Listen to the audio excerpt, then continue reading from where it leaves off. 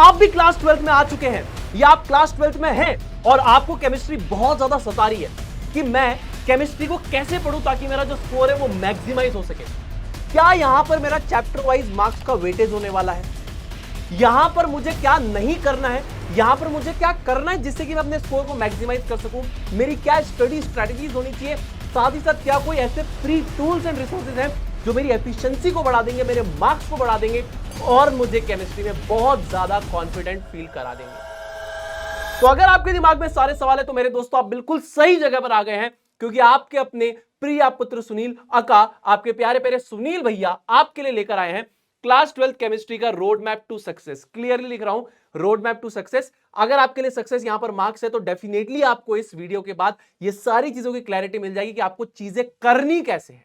ठीक है, इस वीडियो में अपन 4 चीजों के बारे में देखिए। सबसे पहले बात करेंगे, the very first thing is marks का वेटेज। सबसे पहले आपको ये पता होना चाहिए कि चैप्टर वाइज वेटेज एक्चुअली में है कितना, वो मैं आपको बताऊंगा और ये ऑफिशियल है। उसके बाद चैप्टर वाइज ब्रेकडाउन, यानी कि हर पर्टिकुलर चैप्टर में आपको पढ़ना क्या क्या है, क्या टिप्स होनी चाहिए, अच्छा क्या गलतियां आपको नहीं करनी है वो भी बताऊंगा।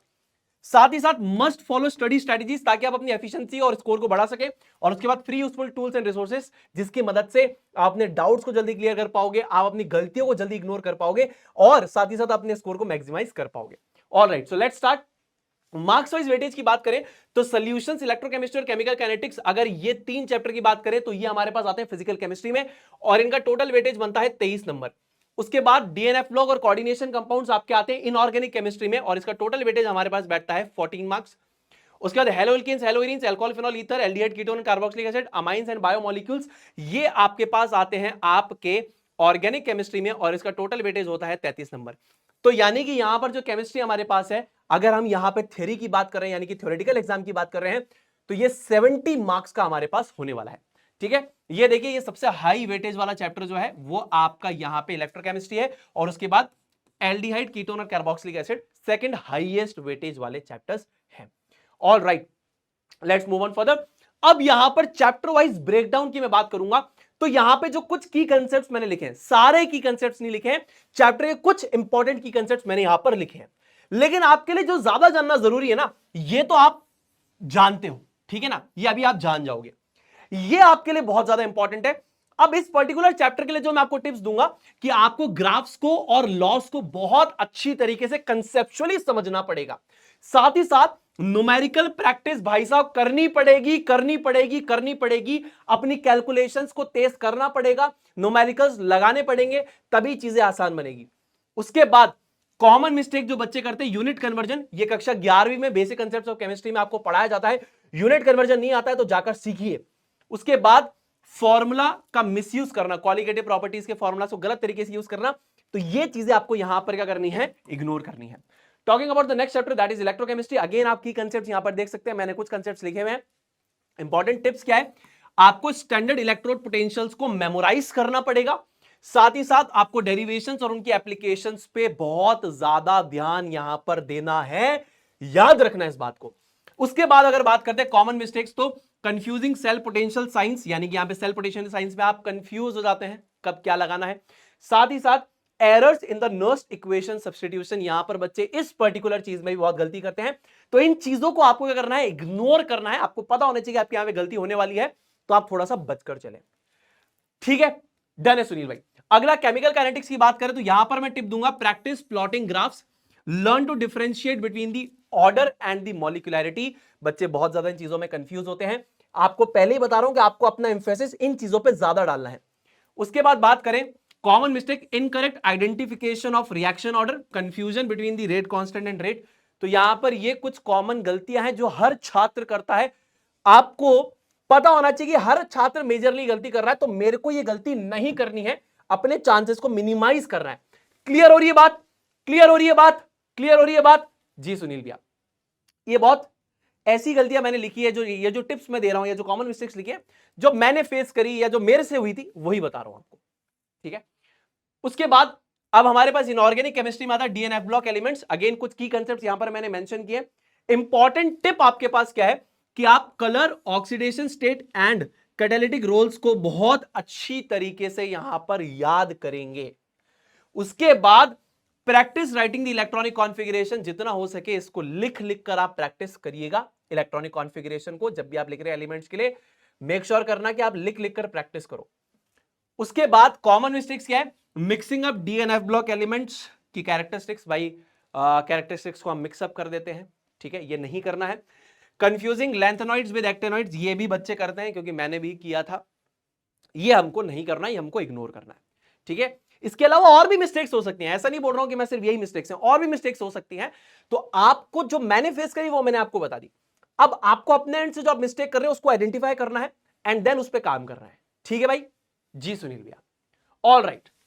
कोऑर्डिनेशन कंपाउंड्स की अगर हम बात करें तो यहां पर आपको memorise rules for naming and draw structures for the clarity. जितना हो सके जब आप नेमिंग कर रहे हैं तो उसके रूल्स आपको अच्छी तरीके से याद होने चाहिए, मेमोराइज होने चाहिए। दूसरी बात, आप स्ट्रक्चर्स को बनाकर देखेंगे यहां पर फॉर द बेटर क्लैरिटी, है ना, क्लियर बात। उसके बाद common mistakes, errors in writing the आईयूपीएससी names, अगर आपको याद हो जाएगा तो ये एरर आपकी हट जाएगी। और साथ ही साथ इनकरेक्ट हाइब्रिडाइजेशन। तो ये सारी चीजें आपको, इन चीजों पे काम करना है जो मैं आपको चीजें बता रहा हूं। जो 12th में होंगे उनको पता होगा कि हाँ यार ये मेरे से गलती हो रही है, सुनील भाई बिल्कुल सही कह रहे हैं। और जो भी 12th में आए हैं आप बस हल्का हल्का याद रखो कि हाँ भाई ऐसा ऐसा हो सकता है मेरे साथ इस पर्टिकुलर चैप्टर के अंदर, तो मैं यहां पर इस चीज से बच के चलूंगा। अगर आपको पता है कि ये आपके लिए स्पीड ब्रेकर है, ये यहां पे रोड खराब है, तो आप उससे बचकर चलो ना। समझ रहे हो मेरी बात? जी सुनील भैया, डन है। अब ऑर्गेनिक केमिस्ट्री में हम लोग एंटर कर चुके हैं, तो हेलो एल्केन्स एंड हेलोवेरिन से बात करते हैं। यहां पे जो मैं आपको टिप्स देना चाहूंगा और कॉमन मिस्टेक्स के बारे में बताना चाहूंगा वो क्या है, use reaction mechanisms to visualise the concepts, ठीक है। साथ ही साथ focus on the difference between the aliphatic and aromatic behaviours. तो ये कुछ टिप्स मैं आपको देना चाहूंगा इस पर्टिकुलर चैप्टर के लिए। ऑल राइट, कॉमन मिस्टेक्स क्या है, confusing order of reactivity, not understanding the mechanism steps. बहुत सारे ऑर्डर ऑफ रिएक्टिविटी पे सवाल आते हैं, बच्चे उसमें बहुत ज्यादा कंफ्यूज होते हैं। आप खुद को इस तरीके से पढ़ना कि आपके कंसेप्ट वहां पर पर्टिकुलरली क्लियर हो, ताकि ऐसे सवाल आप इजीली बना पाओ। साथ ही साथ मैकेनिज्म, रिएक्शन मैकेनिज्म के स्टेप्स भाई याद होने चाहिए, बहुत बहुत बहुत इंपॉर्टेंट है, very very very very very important, ठीक है।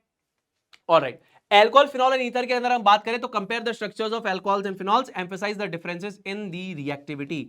तो यहां पे इन पर्टिकुलर चीजों को आपको याद रखना है। कॉमन जो गलतियां यहां पर हो जाती है, रिएक्शन की कंडीशन बच्चे जो हैं वो लिखना भूल जाते हैं, है ना, या नहीं लिख पाते। और रिएक्शन कंडीशन भी भाई साहब है ना क्वेश्चन में गिवन होती है, कभी कभी क्या होता है, ऐसे आपको रिएक्टेंट दे देंगे, कंडीशन दे देंगे, प्रोडक्ट पूछ लेंगे, ठीक है। तो ये चीजें होती है, तो इसीलिए याद रखना। Mixing up the physical and the chemical properties, बहुत ज्यादा बार बच्चे ये चीजें कर देते हैं, प्रॉपर्टीज को मिक्सअप कर देते हैं, और केमिकल प्रॉपर्टीज में आपस में बहुत ज्यादा कंफ्यूजन आ रहा होता है। ये जब आप पढ़ रहे हैं तो आपको पता है, और अगर आप पढ़ेंगे तो आपको तब समझ में आएगा। तो बस ये छोटी छोटी कुछ कुछ गलतियां मैं आपको बता रहा हूं, इस पर आपको काम करना है। All right, aldehyde, ketones and carboxylic acid के बारे में बात करें तो understand mechanism step by step and make reaction summary sheets. ये रिएक्शन समरी जो शीट्स है, ये मैं बोलूंगा पूरी ऑर्गेनिक में बनाओ। तो ये चैप्टर थोड़ा सा बड़ा था, इसके लिए मैंने यहां पर बोला, पर मैं बोलूंगा आप सबके लिए बनाओ ऑर्गेनिक केमिस्ट्री में समरी शीट्स। आप पूरी ऑर्गेनिक केमिस्ट्री के लिए बनाओ कि भाई आपने इस पर्टिकुलर चैप्टर में सारी रिएक्शन थी, उसको पेपर पे अपन ने लिख दिया है। और अगर आपकी मम्मी अलाउ करती है तो भाई साहब आप अलमीरा के ऊपर उसको चिपका दो, नींद से उठते हो देख लो, सोते हो देख लो, जब भी कुछ आ रहे हो जा रहे हो रिएक्शंस को देखते हुए जाओ। क्लियर है बात? जी सुनील भाई, याद रखना यहां पर कीटोन और एल्डिहाइड का बिहेवियर थोड़ा सा कंफ्यूजिंग लगेगा आपको, तो इसमें कंफ्यूजन नहीं लाना है।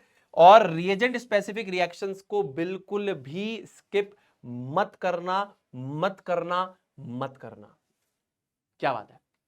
अगला चैप्टर हमारे पास है अमाइंस, थोड़ा रिलेटिवली ऑर्गेनिक में ये थोड़ा इजी चैप्टर हो जाता है, छोटा चैप्टर है। तो यहां पे आपको बेसिसिटी के ट्रेंड्स पता होने चाहिए, learn all types of reactions with examples. ये थोड़ा बहुत आसान चैप्टर है, छोटा चैप्टर है, तो आसानी से चैप्टर हो जाएगा, कुछ कुछ टिप्स का पालन करेंगे तो हो जाएगा।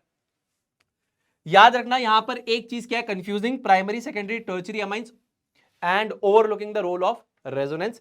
तो ये सारी चीजें आपको नहीं करनी है ना। तो ये बेसिक कंसेप्ट्स अगर आपके नहीं बने हुए हैं तो यहां पर आपके ऑर्गेनिक के कंसेप्ट्स बनाएंगी शौर्य मैम। और इनकेस अगर आपको लगता है इनऑर्गेनिक के कंसेप्ट्स में कुछ आपकी दिक्कत है तो वहां पर आप कंसेप्ट्स को बिल्ड करेंगे विजेंद्र सर। और फिजिकल केमिस्ट्री में मैं अपनी पूरी मेहनत दूंगा, अपना पूरा योगदान लगा दूंगा कि मैं आप लोगों के लिए चीजों को बेहतर बना सकूं, ठीक है। Alright, let's move on further. Biomolecules के अंदर focus on the structure and the functions, use diagrams and tricks for remembering. आप देखो इसमें क्या ना अलग अलग स्ट्रक्चर्स आएंगे, ग्लूकोज, फ्रक्टोज और ये सब, तो इनको याद रखने के लिए बहुत सारी ट्रिक्स होती हैं, आप स्ट्रक्चर बनाकर देखो, स्ट्रक्चर के अलावा ट्रिक्स भी होती हैं, ठीक है, क्योंकि मैंने तो ट्रिक के थ्रू याद किया था, तो बहुत इंपॉर्टेंट है कि आपको स्ट्रक्चर्स अच्छी तरीके से याद हो, ठीक है। ऑलराइट, कभी कभी मैंने बोला ना, देखो कॉमन मिस्टेक क्या है कि हम ग्लूकोज फ्रक्टोज जैसे कि स्ट्रक्चर्स हैं इनको मिक्सअप कर देते हैं, तो ये नहीं करना है। इसी के लिए आपको ट्रिक्स काम आएंगी, साथ ही साथ विजुअलाइजेशन काम आएगा, ठीक है। ऑलराइट, तो ये तो हमारा था चैप्टर वाइज ब्रेकडाउन, ये हमारा हो चुका यहां पर खत्म, ठीक है। तो हमें चैप्टर वाइज मार्क्स का जो वेटेज था वो पता लग चुका है, चैप्टर वाइज ब्रेकडाउन पता लग गया, क्या टिप्स है, क्या कॉमन गलतियां हैं वो आपको पता लग गई। अब मैं आपको देता हूं कुछ बढ़िया स्टडी स्ट्रेटजीज, ध्यान से देखना। सबसे पहला याद करना NCERT first, then reference book. पूरा का पूरा बोर्ड का पेपर आपका एनसीईआरटी से आता है। न्यूमेरिकल अगर आ रहा है तो ऐसा हो सकता है कि भाई उसकी न्यूमेरिकल वैल्यू को चेंज कर दियो, बट कंसेप्ट एनसीईआरटी का ही रहेगा। तो सबसे पहले एनसीईआरटी फिर रेफरेंस बुक्स। आप नीट दे रहे हो तब भी सबसे पहले एनसीईआरटी फिर रेफरेंस बुक, जेई दे रहे हो तो फिर आपको एक्स्ट्रा बुक्स को लगाना पड़ता है, ठीक है। उसके बाद सबसे पहले कंसेप्ट देन फॉर्मूला। मैं हमेशा बोलूंगा अगर आप फिजिकल केमिस्ट्री की बात करोगे तो पहले आपको कंसेप्ट आना चाहिए, फिर आप फॉर्मूला लगाओ, ठीक है। जो मेरे से 11th में पढ़े मैंने उनको भी बताया, पहले कंसेप्ट सिखाता हूं फिर फॉर्मूला बताता हूं। फॉर्मूला कंसेप्ट से आता है, कंसेप्ट से फॉर्मूला नहीं आया, ठीक। उसके बाद जितना हो सके उतने ज्यादा न्यूमेरिकल्स को आप प्रैक्टिस करने की कोशिश करें, अपनी हैबिट बनाए उतने ज्यादा न्यूमेरिकल्स को प्रैक्टिस करने की। फॉर्मूला एंड समरी चार्ट आप बनाएं। फॉर्मूला चार्ट फिजिकल केमिस्ट्री के लिए, समरी चार्ट इनऑर्गेनिक केमिस्ट्री के लिए, साथ ही साथ ऑर्गेनिक केमिस्ट्री दोनों के लिए आपको समरी चार्ट्स बनाने पड़ेंगे। और आपके दोनों टीचर बहुत ज्यादा एक्सपर्ट है, चाहे वो विजेंद्र सर हो चाहे वो शौर्य मैम हो, दोनों ही बहुत ज्यादा एक्सपर्ट टीचर्स हैं। इनऑर्गेनिक के लिए विजेंद्र सर, ऑर्गेनिक के लिए आपकी शौर्य मैम, दोनों आपको ये सब चीजें सिखाएंगे क्लास के अंदर, ठीक है। ऑल राइट, अब क्योंकि आप सुनील भैया की क्लास में आए हो तो मैं आपको फ्री यूजफुल टूल्स 110% दूंगा, क्योंकि मेरा कर्तव्य आपके जीवन में परिवर्तन लाना है, कुछ बदलाव लाना है। मैं आपको अपना बड़ा भाई एवं गुरु कहता हूं, तो ये मेरा कर्तव्य बनता है कि मैं आपके जीवन में कुछ वैल्यू एड ऑन करूं। क्लियर है? हाँ सुनील भाई क्लियर है। तो मेरे भाई आपके लिए फ्री यूजफुल टूल्स, मेरी बहन आपके लिए free useful tools and resources बता रहा हूं, ध्यान से देखो। अगर आपको एक्स्ट्रा क्वेश्चन प्रैक्टिस करनी और आप बुक अफोर्ड नहीं कर सकते हो तो एनसीईआरटी एग्जाम्पलर लगा लो, कि मैं तो कोई और एक्स्ट्रा बुक परचेज नहीं कर सकता। एनसीईआरटी एग्जाम्पलर बिल्कुल मुफ्त है, ऑनलाइन अवेलेबल है। आपको अगर एनसीईआरटी खत्म हो जाती है और सवाल लगाने, एनसीईआरटी के एग्जाम्पलर लगाइए, क्लियर, पैसे बचेंगे। दूसरा, एनसीईआरटी वाला का जो यूट्यूब चैनल है इसके ऊपर आपके टीचर्स ने वन शॉट लेक्चर्स डाले हुए हैं, आप इससे भी रिवीजन कर सकते हैं। और अगर आप बैच में नहीं अफोर्ड नहीं कर सकते तो यहां पर देख सकते हैं, बैच में है तो और स्ट्रक्चर्ड लर्निंग आपकी हो जाएगी, ठीक। साथ ही साथ मैं बोलूंगा डाउट सॉल्विंग के लिए यूज एआई। टेक्नोलॉजी बदल रही है, जमाना बदल रहा है, अगर आप खुद को चेंज नहीं कर रहे तो दिक्कत आपके साथ है। फिर एआई बहुत बेहतरीन तरीके से आपके डाउट्स को रिजॉल्व करता है। मैं ये नहीं कह रहा कि 100% सही करेगा, बट मेजॉरिटी टाइम्स में आपके डाउट्स को सही रिजॉल्व करता है और आपको सही आंसर देता है। तो चैट जीपीटी से आप डाउट रिजोल्यूशन कर सकते हैं।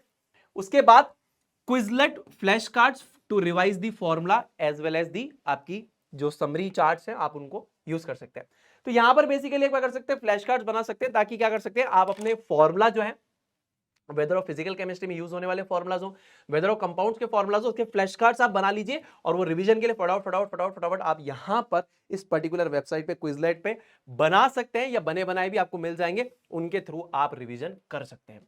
तो मेरे दोस्तों मैं कामना करता हूं कि यहां पर ये जो फ्री टूल्स एंड रिसोर्सेज, ये 1 2 3 4 पीडब्ल्यू की जय जयकार, ये चारों चीजें आपके दिमाग में एकदम 110% क्लियर है। सही है बात जी सुनील भैया? तो बस करना चाहूंगा यहीं पे आप लोगों का बहुत बहुत धन्यवाद कि मेरे दोस्तों आप लोगों ने इस पर्टिकुलर वीडियो को देखा। बस मेरी यही ख्वाहिश है कि आप इस पर्टिकुलर वीडियो को जब देख रहे थे तो जो भी चीजें मैंने बताई हो सके तो इनको अपने जीवन में लागू करने की कोशिश करना, तभी जो आपने इतना समय दिया इस वीडियो को देखने के लिए वो साकारता हो जाएगा। ठीक है, तो मिलते हैं किसी और वीडियो के अंदर, तब तक के लिए अपना ध्यान रखिए, खुश रहिए, stay healthy, stay awesome and always say जय जय फिजिक्स वाला, जय हिंद, जय भारत, वंदे मातरम।